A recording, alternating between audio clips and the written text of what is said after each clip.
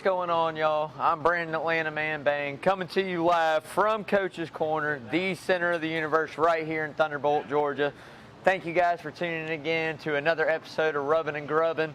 Rubbin' is racing, grubbin' is tasting. You guys know how we do it around here, man.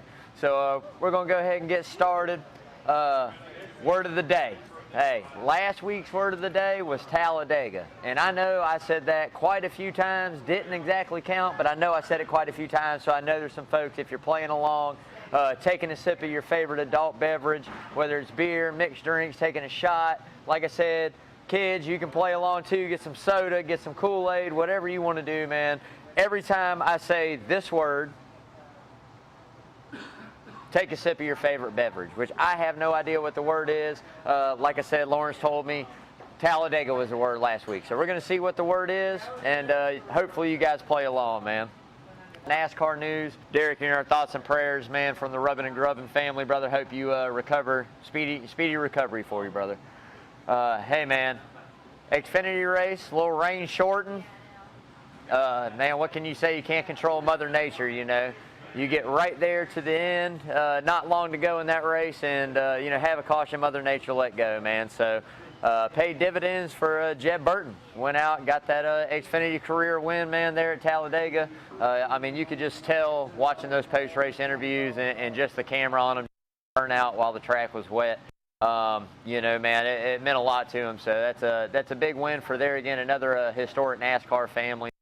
So big shout out to Jeb and his win, man. So great to see. As we're going to get a little bit more in depth as we go on in the show, man, bad Brad Keselowski goes ahead and seals the deal there at Talladega, gets his win. Big move for him, obviously. Team Penske, I mean, you can always count on that guy running good at any super speedway, especially Talladega, man. So we'll get into a little bit of that more here in just a bit. We got, all kinds of stuff going on, man. I mean, Logano goes flying. Here's a question, right? So are changes coming to super speedways before we get back to another one? Let's see, Daytona in July, right?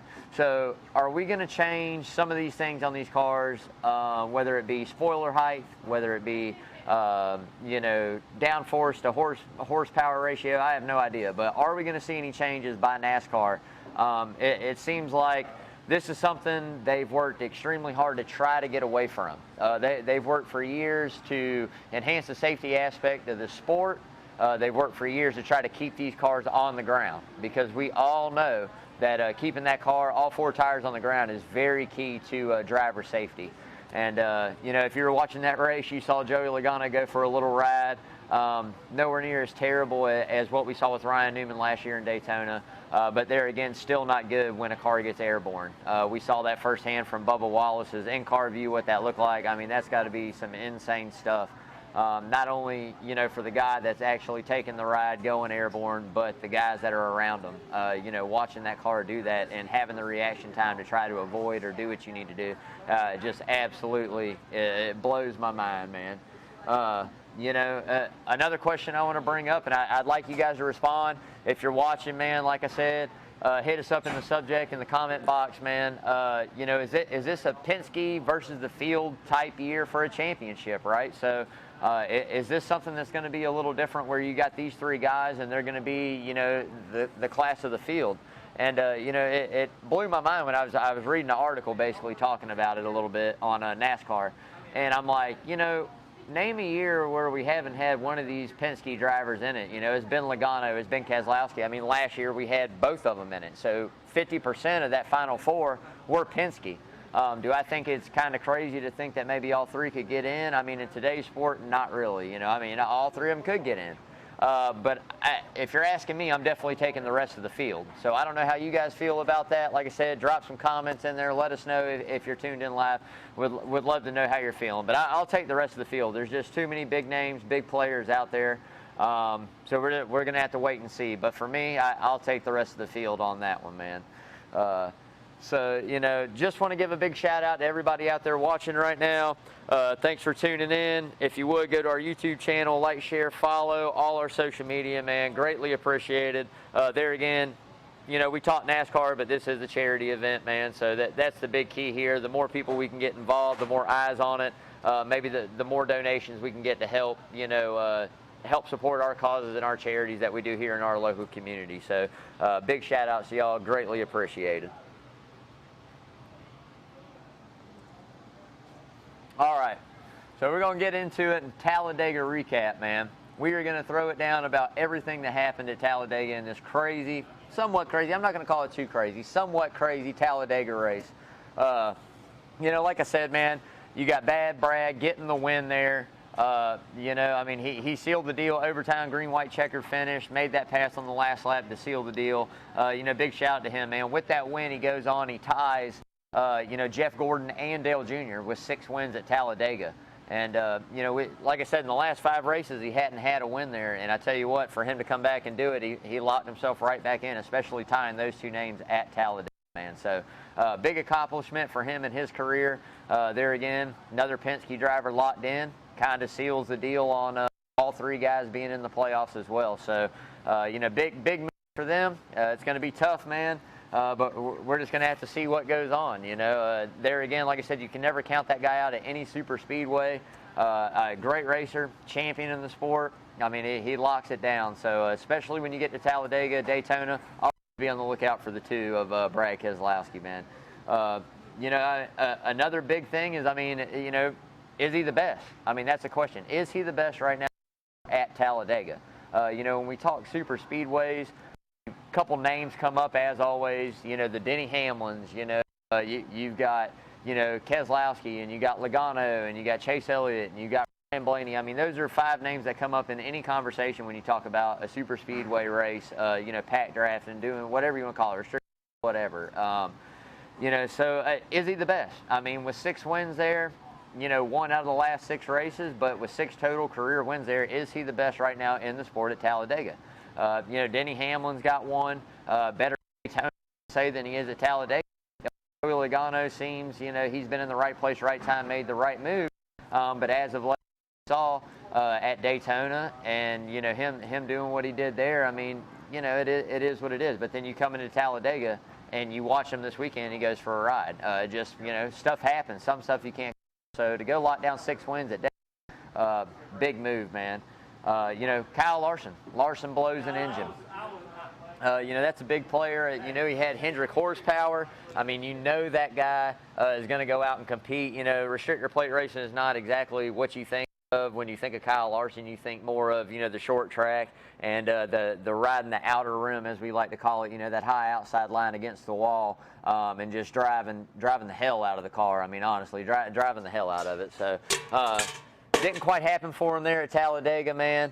But at the end of the day, it is what it is. Got to go on to the next one. And I think strong bounce back right here coming up at Kansas for that car and that team for sure.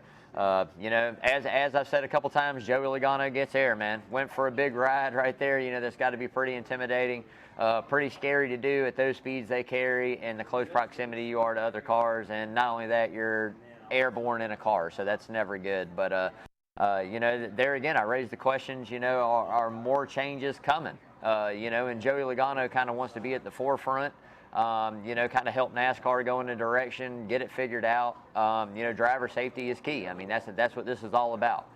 It's not about, us as spectators. I mean, yeah, they love to put on a show. These guys are doing something that they, love to do, that they dream their whole life of doing, and that they're very talented and skilled at. They're professionals at this. But, at the end of the day, they're human beings like we are. So the last thing I want to see is one of these guys get hurt. The advances has come in every sport. I mean, if you look at football, from the way that we've, changed the pads, not only, the style pad and what they can do, but actually fitting pads per person, per player, per, spot, position on the field, different things, So it's just one of those changes that needs to be made. And the engineers and the guys that they have in their safety program are going to be way smarter than me. They're definitely going to get that figured out, man. So just got to wait and see. But I'm glad some guys are getting involved and trying to, lead us into the next generation of car safety. as hopefully this next generation car will do as well, man. So, you know, another thing that I wanted to talk about is the Hendrick 3 getting tangled up in that wreck there, man. You know, 3 cars right there, Elliott Bowman and William Byron, all get tangled up. You know, Byron comes back to have a second place finish, which I thought is amazing. I'm telling you, that kid has got some skills. It's a matter of time before he starts to blossom into a contender every single week. But I'm telling you right now, the kid's got some skills, man. But for them to have a little bit of damage, come back and him get a good finish. Elliott and Bowman struggled a little bit. You know, that kind of stuff happens at these wild card races, as I like to call them, and I called them last week because that's what they are, wild cards. Nobody knows, you know. So for them to have trouble there, at least it's there, and it's not on, you know, somewhere that you feel they can go and contend, being one of the better drivers and best equipment and best car out on the track at the time. So that's a big thing there, man. Like I said, a little crazy Talladega. Not too crazy if you ask me. It's one of those things that's a little different.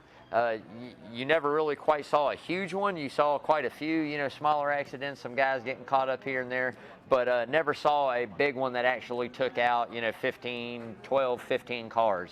You know, some guys got some damage, came back, and that might be a product of the new style car and what it takes. But I remember a time when you have some of the damage they had, and you're not keeping up with the giraffes. So there again, leaps and bounds in the engineering department. And just one of those deals, man. But I just didn't think it was that crazy of a Talladega race. You know, the green, white, checkered finish at the end, that's always cool. Sometimes I like to see them run out. I wish it wasn't 3 laps at a place like that. I wish maybe NASCAR would kind of look at that, something in the future to think about. Maybe change that rule to 5 laps at a restrictor plate like that. It kind of gives them time to build more momentum. Make a few more moves, make it just a little bit more exciting, because 3 laps, by the time the first one's over, they're up to full speed, and you got pretty much a lap to make your move. So maybe something to look at, maybe not. Just fans' perspective, something I'd like to throw out there, man. You know, big shout out to Kaz Garla. We're going to get to that in just a second. Very underfunded race team right here. As I like to say, I love about Talladega and road courses. These guys can come out and compete with the big boys, and just try to make a check. And this guy made a great check. Got him a top 10 finish, man. And as I say all the time, that pays dividends to these teams to be able to go and advance their programs, either technologically or mechanically, at these shops that they're at. So these guys go out and they run and they try to compete and do the best they can. But for them to get a top 10 finish at a race like Talladega, that's a big payday for this team. Definitely think it's going to help them out through the rest of the year.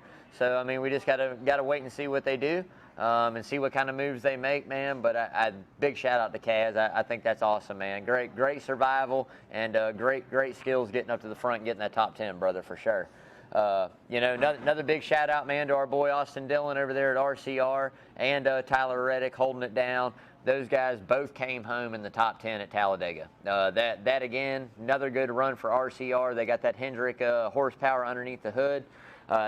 Quietly but good, I'm telling you, man. Quietly but good. These guys are just steadily coming into the playoff picture, man. And, you know, through 11 races or 10 races, whatever it is we're through here, you know, to have as many winners as we have now, to say that there's still guys like Denny Hamlin and Kevin Harvick who do not have a win.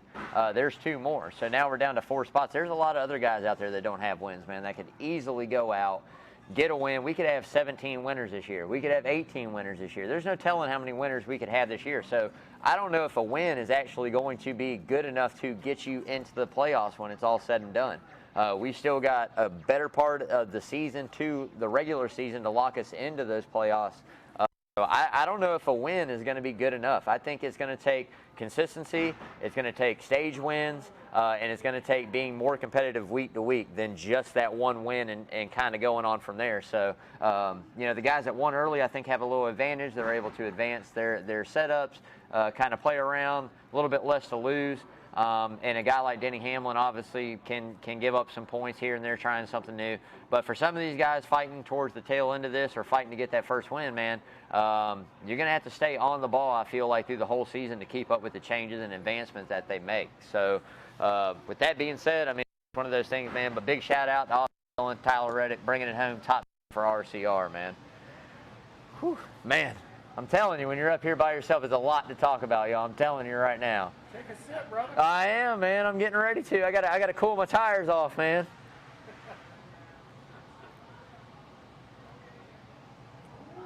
Oh, man.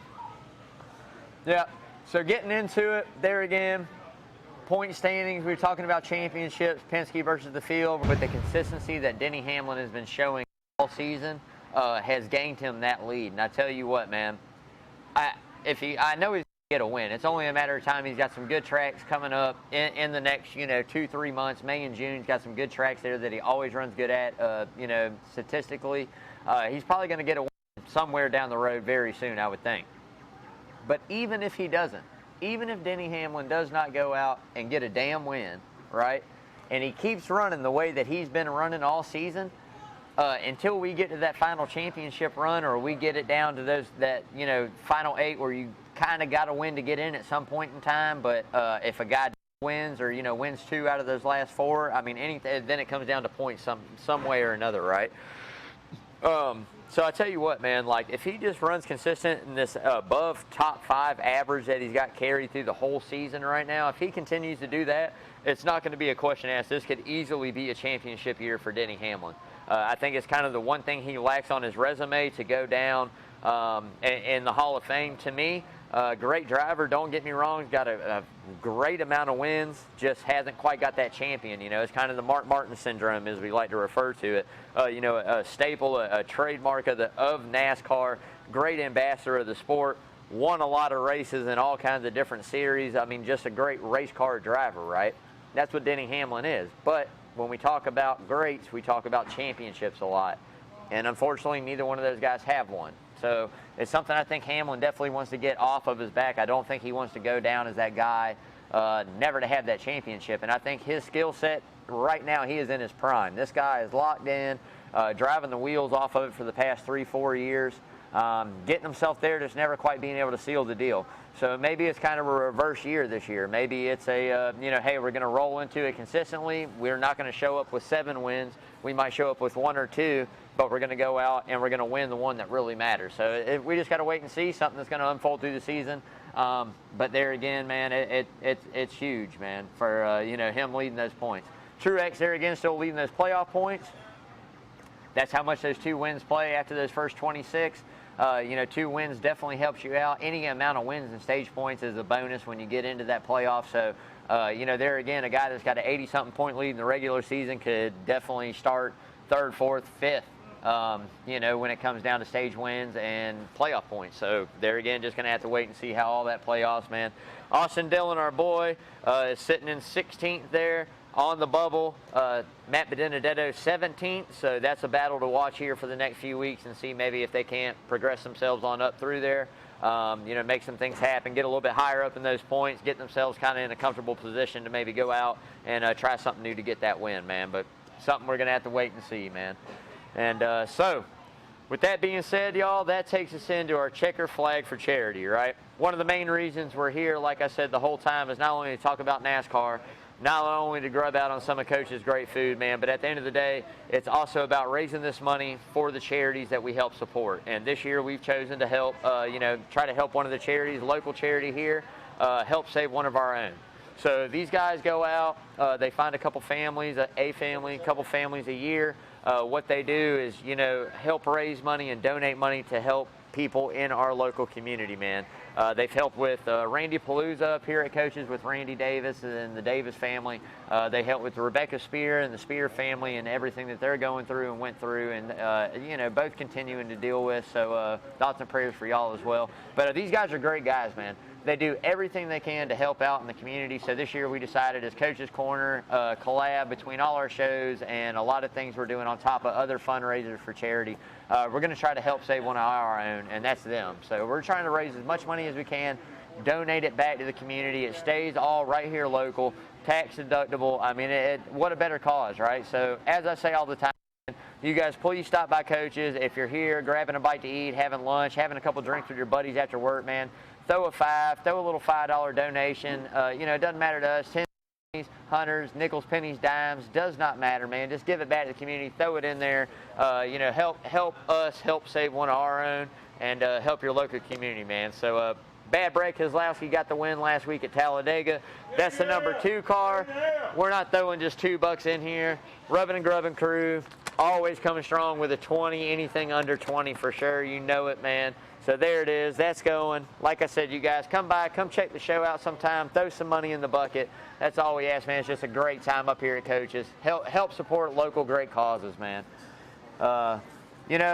Like I said, if you guys are still out there, thanks for tuning in, man. Thanks for the support out here on Rubbing and Grubbing. Me and LB and all the guys here at Coaches really appreciate it, man. Love y'all. Thank y'all for tuning in live on Coaches every Wednesday at 6, man. Greatly appreciated.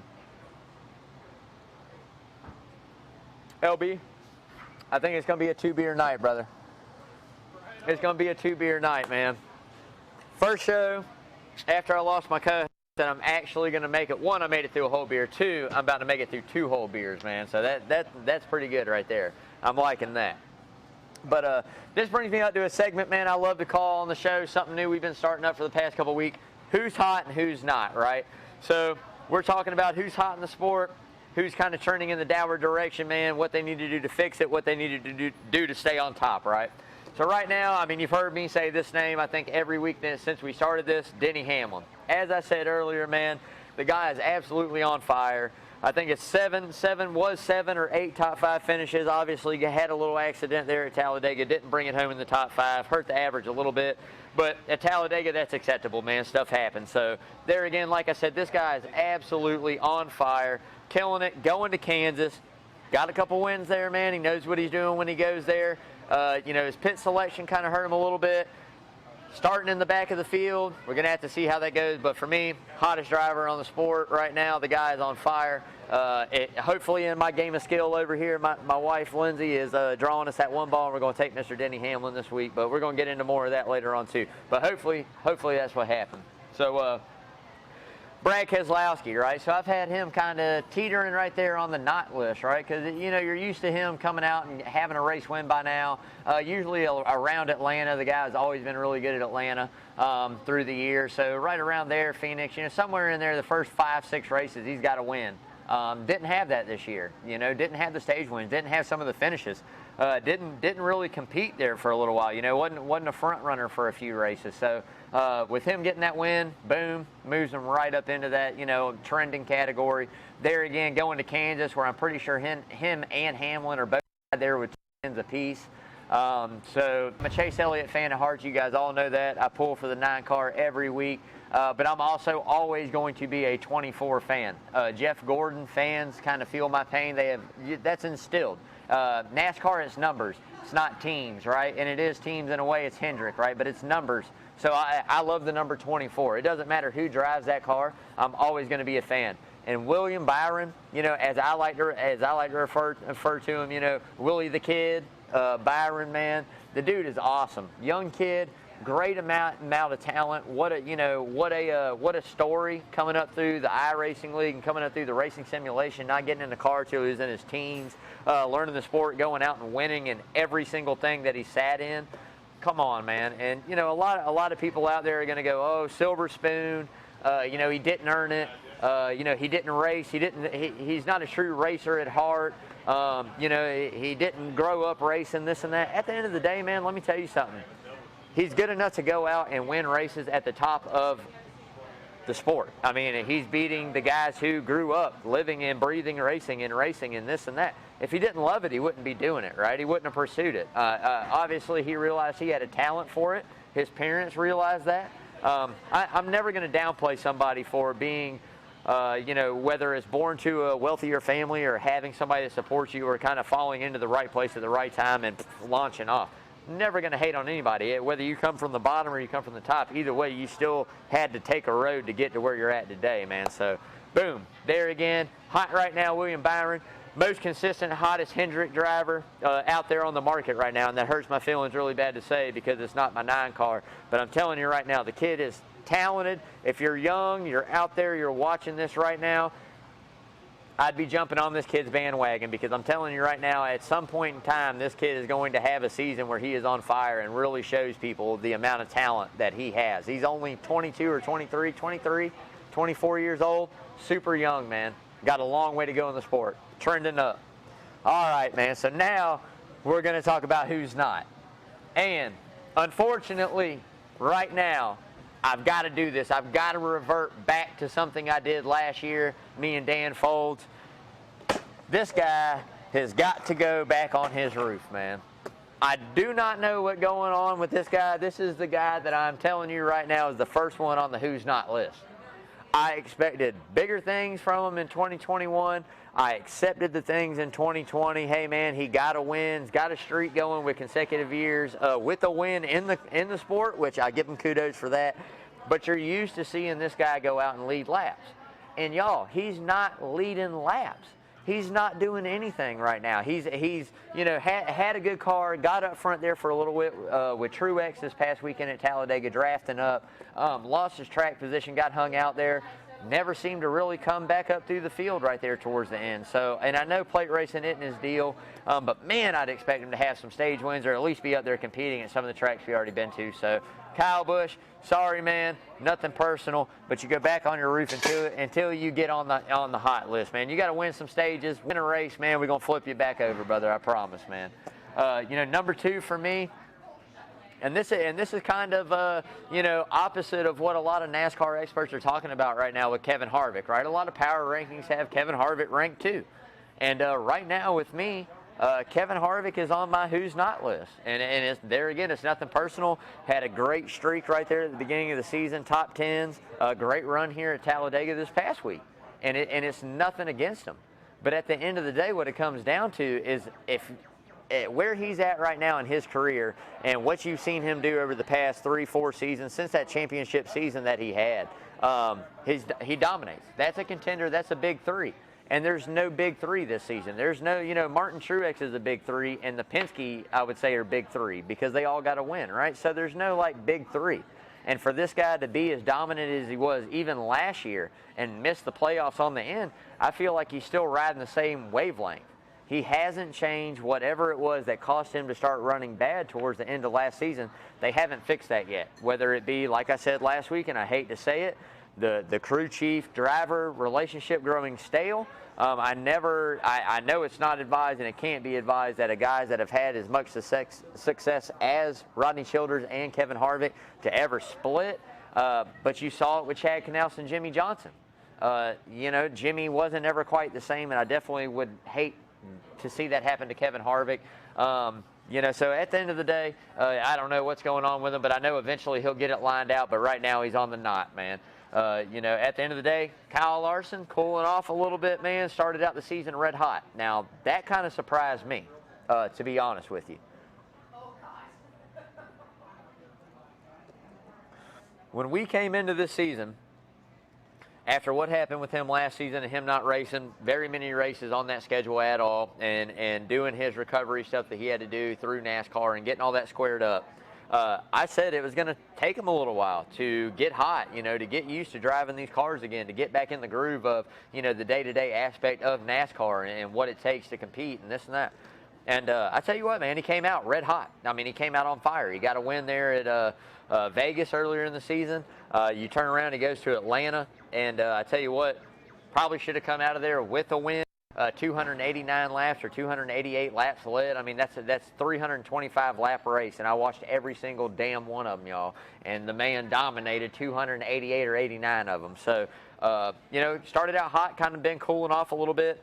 Richmond is the place you always expect him to run good. He's finished second there quite often. He always has a pretty good feel for the car. It's kind of a driver's track, I feel like, with a little setup. So, but didn't perform well there. And then, you know, mechanical issue, you cannot control that. That is something beyond him. I'm not going to blame him for that, but that hurts him, man. So that's going to round out the who's not, man.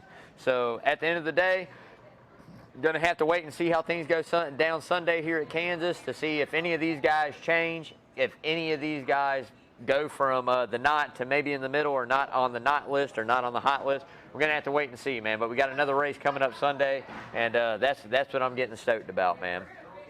So real quick, y'all, Big shout out to Arbor Man Tree Service, main sponsor of the Rubbin' and Grubbin' show. My buddy Parker Eccles out there, man. Great ambassador of what we do here at Coaches, always donates, always very charitable, does his thing for the local community. So if you guys are out there in need of a tree service, whether it's trimming, whether it's removal, whether it's just an estimate to come look at some things and go yay or nay, hey man, give Parker a call at Arbor Man. Like I said, great dude, great guy, great service, man. No job too big, too small, no tree too tall, y'all. Make sure you give him a call, man. That's what it's all about right there, brother. So I'm a cheers to that, because that's my buddy right there, man.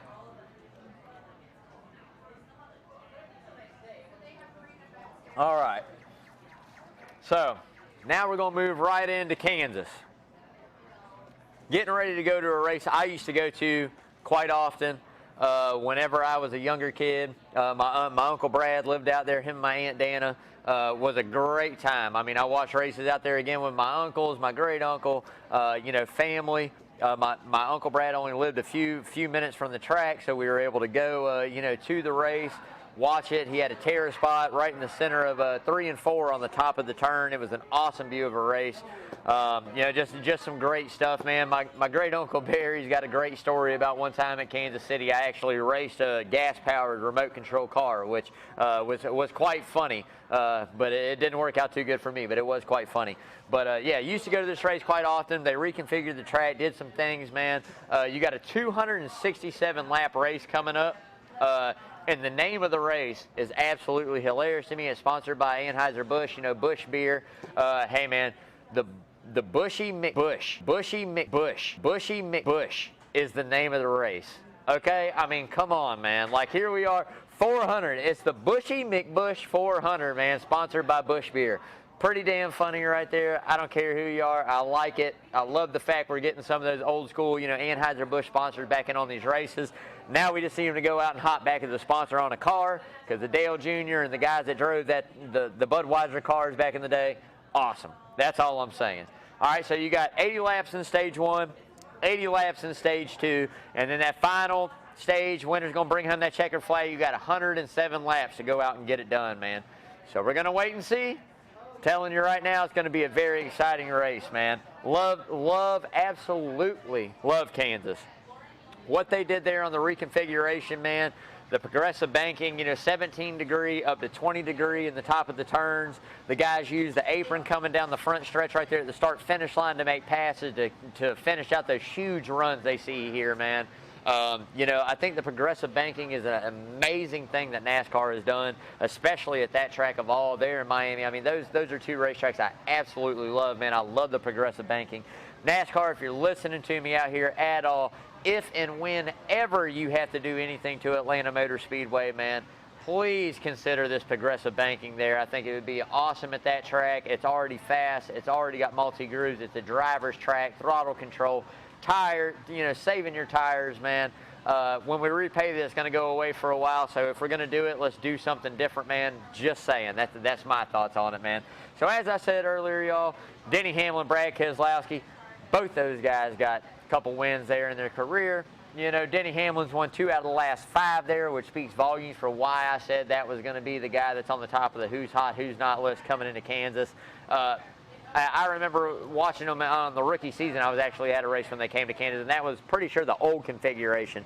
And he's still impressed. I mean, the speed that he carried and the way he raced, I mean, you knew he was talent. So at the end of the day, Denny Hamlin's always going to run good at Kansas, I feel, man. As I said earlier, Brad Keselowski, Bad Brad, starting from the pole, kind of gives him a really good starting position for a guy that's really good at this racetrack as well. So if they bring their A game, they bring a good piece of equipment. Expect to see him at least, at minimal, get a stage win, man, which coming off this win, as we say all the time, NASCAR's so streaky, such a streaky sport. Just got to win, hopping right back to a racetrack that he runs really good at and Penske and Hull runs good at. So there again, could be another multi-time winner. And it doesn't surprise me. He does go back-to-back quite often that I can remember. So it could happen, man. One thing to look out for Sunday during that race, I'm telling you right now, is the guys that are going to start mid towards the end of the pack at the green flag, man. You got Kurt Busch way in the back. You got Alex Bowman way in the back. You got Martin Truex and Denny Hamlin both starting kind of midfield. You got a lot of fast race cars that are starting towards the rear of this race. And I'm telling you right now, watching them Sunday is going to be what's key. They're going to absolutely fly through this thing, man. I mean, it is a passable racetrack. It is a multi-groove racetrack. It is fast. It is neat. It is fun, man. They're going to fly through it. So that's something to look forward to. Got to give my boy Chase Elliott a big shout out there. Youngest driver ever to win at Kansas, 22 years old, man. Expect to see him do really good again on Sunday. I'm telling you right now, before we hit race 15, he's going to have a win. And I feel like it's going to get done here, maybe at Kansas, maybe at one of this road course coming up. Nobody's been there. Guy's great at it. Eventually, before we hit race 15, he's going to have a win. You heard it here first. I'm saying it right now, man. Joey Logano got some history at Kansas, as we all remember if you've been watching the sport for a while. Moved Matt Kenseth out of the way when he kind of really didn't need to. A couple more laps would have had him passed anyways. Cost Kenseth the championship run there at Joe Gibbs. Payback's hell. Payback's hell. Joey came back and he got you at Martinsville, man. Took you out. It just kind of happens, brother. So, you know, got a little history there, but he did get a win there. So, I mean, who knows? And there I said, Penske runs good. Going to have to wait. Martin Truex, another name, always pretty good there, man. We just got to go, man. You know, the whole thing that I look at, overtime finishes, man. We saw one last weekend. This track's kind of been known for them throughout the history. In 2018, both races had a green-white checkered and over. I think both of them actually, I think even almost took 2 attempts, I'm pretty sure. I don't even remember, but it might be right, might be wrong. At the end of the day, I know it went into OT, man. So that's something to look out for. And question I got for you guys out there again, I'd love for you to comment on. Do we got another repeat winner, or do we have a new winner this week coming into Kansas? We got some big names: Kyle Busch, Denny Hamlin, Kevin Harvick, Chase Elliott. None of these guys have a win yet. So, are any of those 5 right there I just named going to get a win? Is somebody else going to sneak in there like a Dillon, or, you know, another surprise super dark horse? Who knows, man? We got to wait and see. You guys make sure you tune into that. It's going to be a great race, one of my favorite races of the year, man. So, moving right along, top 5 picks of the week, man. Top 5, I had Brad in my top 5 last week, man. I finally got on something right there. I'm kind of heating up a little bit. I was kind of on the who's not list at this top 5 picking stuff. I'm kind of getting back on that who's hot list, man. I'm telling you, I'm coming right here. I'm going to pick some winners, man.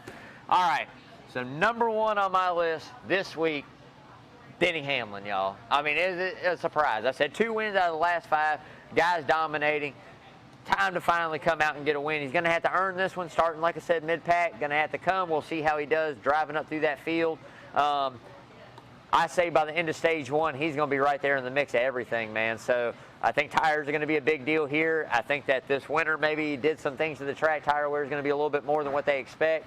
There again, first pit stop, wham, bam, inside the top 10, if not driving inside the top 10 within about 8 laps, 10 laps. We're going to have to wait and see, but definitely by that first pit stop, he's going to be right there. And the guy's on fire, man. Coming to a racetrack, multiple time winner. It's hard to bet against him, right? Top guy right now. Another guy that I had there, I mean, Martin Truex, man. As I said, multi-time winner this year, got 2 wins, runs pretty good at Kansas. Think he could be coming, maybe get a 3-peat, maybe get 3. Maybe it's his year to go out and, you know, repeat that championship and go, hey, man, I didn't go anywhere. You know, I lost Cole Pern. I can do this with multiple guys, as he's shown. He's already won out and won races. So maybe for him to come in this season and get that championship and lock that down could be a big deal for him, man. So I got him on 2. Maybe a winner at Kansas this week.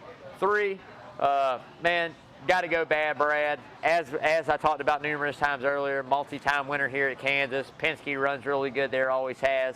Guy runs really good there, can drive the wheels off of it. Won last week. He's hot, man. He's hot. I got to put him on it at least 3rd, right? I got to get him at least a 3. Ford, baby. He's a Ford, right? He's a Ford, too. I mean, you know, Ford's won. Toyota's won. I think Toyota's actually got more wins than Ford or Chevy does there in the recent future. I know that when we first started out, Chevrolet and Ford, Greg Biffle used to fly there. Jeff Gordon, I think, won the first 2 races there, I'm pretty sure, something like that. I know Jimmy got some wins. Some Chevys got some wins there, but I'm pretty sure Toyota, Kyle Busch, and him and Truex been kind of killing it. So You know, and some we got to get changed around, man. We got to be American-born, not Toyota. I know they're here, man, but damn, come on, Chevy, come on, Ford, let's get it together, man. 4 for me has got to be Joey Logano. A lot of guys there again, sleeping on them. Had an accident last week, won here before. Penske runs good, Ford again. Like I said, got to have them in there, man. 5, I'm torn. 5, I'm really torn in between 2 guys. So I got 2 guys at 5 this week. It can go either way, either or. I'm sorry, y'all. I know we're only supposed to be picking 5, but I feel like they're one and the same, man. All right, so William Byron. As I said earlier, this guy, I mean, has some really good finishes here at Kansas. Seems to run strong. Second place finish last week at Talladega. Run really strong at numerous mile-and-a-half tracks this year. Kind of different configurations. The Miami, I mean, there we go. That's all I need to say is Miami. Progressive baking, a little bit different than Kansas, a little bit different driving style, but I feel like they kind of got to set up to at least give them a leg up to start the race. They keep up with it. They make the changes, him and Fogel. Man, I tell you what, they're going to kill it. I love this kid. I think he's great, man. So I got him 5. On the other side of 5, come on, y'all. You know who it is, man. I got to take Chase Elliott, man. It's been a couple years. It's been a few years since he got a win there, but he did lock it down in October in 18 and get that win there. Runs pretty decent there in the recent future. He's had some kind of bad finishes there. Really starts really good. But in the recent future, man, has had a lot of good finishes there, man. So I can't leave my boy out. I gotta bring him in at 9, man. You know, on my 5th, I gotta bring the 9 car in there. That's why I said it's split. I'm sorry, y'all, but it's split. I won't do it again. I won't do it again. All right, man. Dark horses. So one of these guys is going to be on my cool list that I talked about earlier, and it is going to be a dark horse pick this week for Kansas. But one guy that wasn't on my cool list, Austin Dillon. As I say, man, sneaky. He's sneaking in there, man. He's got really good, consistent finishes. You know, like I said, running pretty decent at a lot of tracks, man. Top 10 last week. Got a little momentum, man. Team works harder. Guys that building these parts, man, look, pay closer attention to fine detail. You know, they're hyped, man. They're feeling it. You know, the more you start running towards that front and the more you start doing good, it's an all-around good vibe changer, man. From the shop to the guy that sweeps the floor being happy to come do that, to the guy that's building your parts, man, making sure that everything is fine detail, fine-tuned, in order, ready to roll once you hit that racetrack. So big kudos to him, man. Like I said, Austin Dillon going to be a dark horse. On the other side of the dark horse, as I said, on the cool list, Mr. You know, half-mile Kyle, man. Come on. How can I leave half-mile Kyle Larson off of this list, right? You cannot leave him off of this list coming into Kansas, man.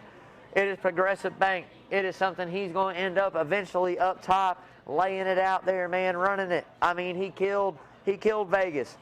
He killed Atlanta, even though he didn't bring it home. He killed Atlanta, y'all. He's going to come into Kansas. He's going to run good. And I'm telling you right now, I don't have a full lineup yet, but I'm telling you on DraftKings, this is going to be a money maker right here. I don't even know what his salary is right now. I have no idea. Hadn't even looked at it. I'll set that up tomorrow, Thursday, Friday sometime. But I'm telling you, starting where he's starting in the field, point differential for those place differentials, and fast laps, and I'm telling you, he's got a really good chance to win it, man. So of all DraftKings picks, if you're going to make any lineup, take Kyle Larson, man. That's what I'm saying. So, guys, thank you guys for staying tuned to this as we do live from Coach's Corner every single Wednesday, 6 o'clock, rubbing and grubbing. Rubbing is racing, grubbing is tasting. Center of the universe, man. Thank you guys for staying tuned, man. Absolutely love it. Getting ready to go on to the grubbing. I got the woman herself, the queen of the establishment. What makes the wheels really go round in this place? I have Miss Adele Henderson here with me, dropping off some hot bread and cheese. Thank you, ma'am, so much. This is one of my favorites. This is really good stuff. Adele.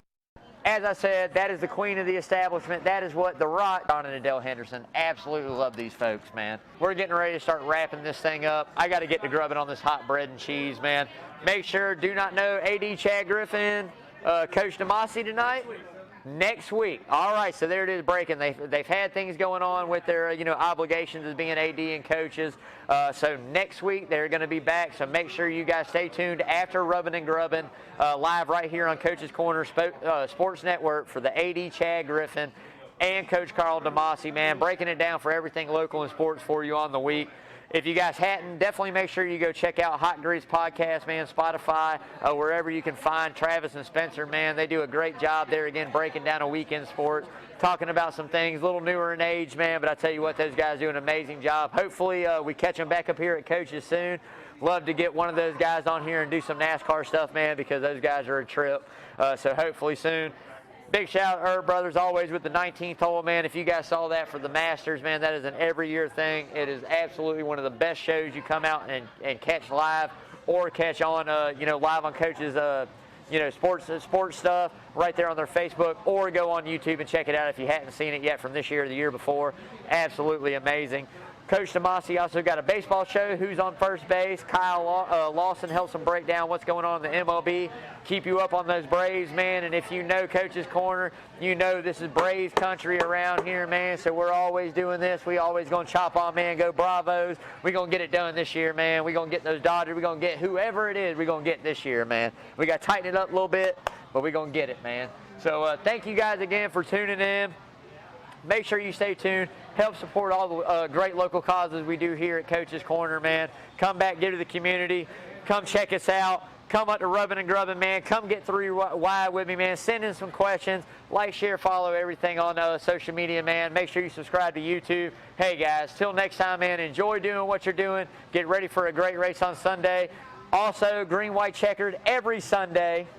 Didn't want to leave this time without saying I did. Check us out, me and PJ Zuko over on ESPN 104.3, green, white, checkered, getting you ready for that Sunday race, breaking it down from the last week and what to expect that Sunday. If you hadn't heard it yet, man, tune in every Sunday, 9 to 9:30, 104.3 ESPN.